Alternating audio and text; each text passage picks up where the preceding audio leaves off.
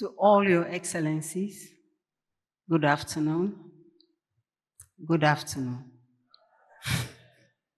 Thank you very much. Esteemed guests, all of us gathered here, distinguished ladies and gentlemen, I welcome all of you to our beloved country, the land of freedom and justice, and a beacon of Pan-Africanism. As we open this year's Africa Prosperity Dialogues, let me continue by extending the warmest Ghanaian greetings, Akwaba, to each one of you. We invite you not only to participate in these transformative dialogues and discussions, but also to immerse yourselves in our hospitality and heritage.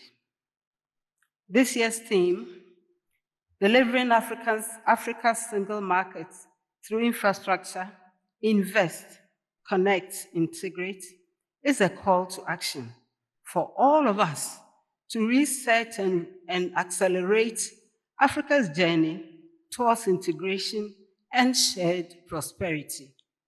It aligns perfectly well with the vision of our continent's founding fathers and mothers too. Since independence, Ghana has remained steadfast in its commitment to Africa's integration and unity. Today, we continue to champion this cause by actively supporting initiatives such as the AFTA, which is headquarters here in Accra. We commend the Africa Prosperity Network and the AFTA Secretariat for creating this platform, which brings together leaders from all over, both from the public and private sectors of our continent, to dialogue and find solutions to lasting, sustainable development. Distinguished participants, Africa's fragmented markets are a significant barrier to our economic potential. While our continent boasts of a population of 1.4 billion people and a combined GDP of more than 3.4 trillion, a significant part of the potential remains unfulfilled and will continue to do so if our markets remain divided. Integration is not just a theoretical concept. It is a lifeline to our collective future.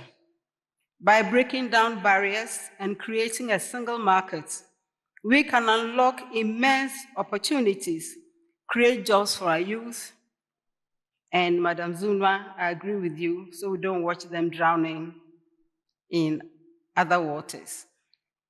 We can also, by so doing, lift millions out of poverty. These dialogues are unique because they bring together voices from diverse sectors, trade, industry, banking, and more. And they ensure that Africa's single market is inclusive and representative. For example, women have long been at the forefront of trade on this continent, dominating cross-border businesses, and yet we continue to face significant barriers, from cumbersome regulations to inadequate infrastructure. Removing these impediments is not just a moral imperative, it is an economic necessity. Ladies and gentlemen, if Africa is to realize the dream of a single market, we must prioritize infrastructural development.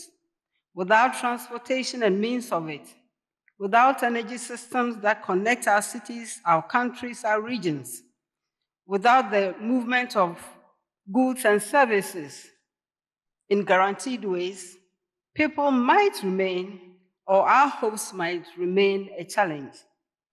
Research from the World Bank emphasizes that while Africa has made significant strides in this area, and a critical challenge still remains, and which is the lack of interconnectedness across our infrastructure networks, caused by a fragmented approach to policy.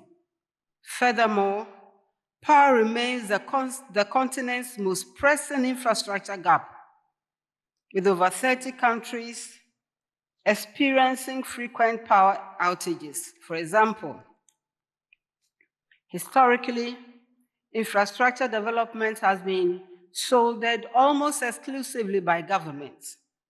However, the time has come to forge stronger partnerships with the private sector. Working together, we can bridge these gaps and drive both growth and transformation. Here in Ghana, we have made significant strides in developmental projects. Our airport is one of the best on the continent, I submit.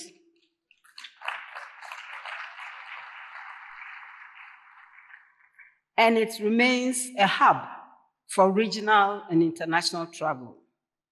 Our ports are being modernized to facilitate trade, and we are expanding our road and railway networks to connect key economic zones.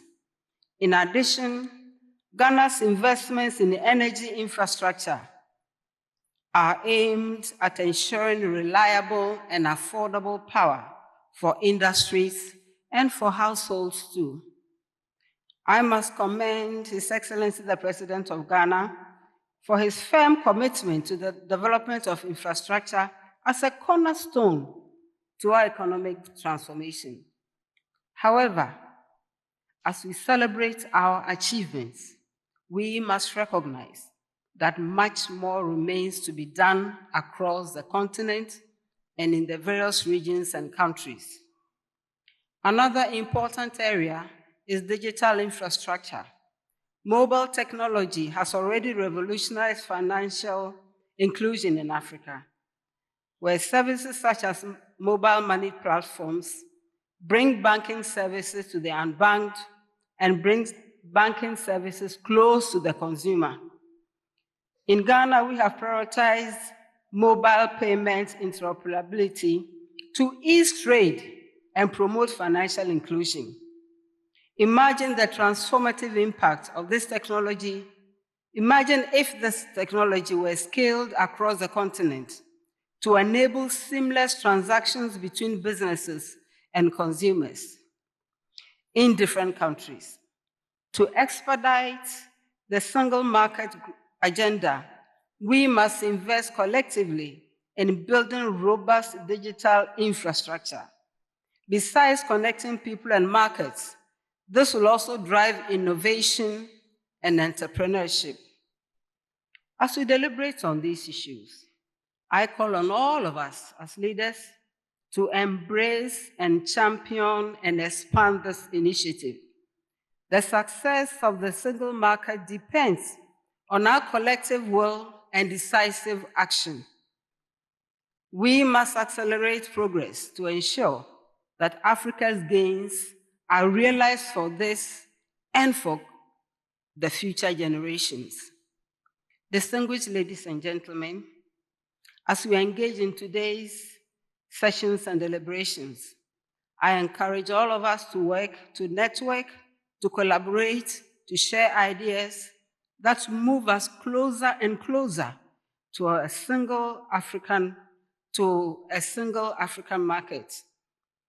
And while we are here, please take some time to experience Ghana. I believe you will enjoy some of our food.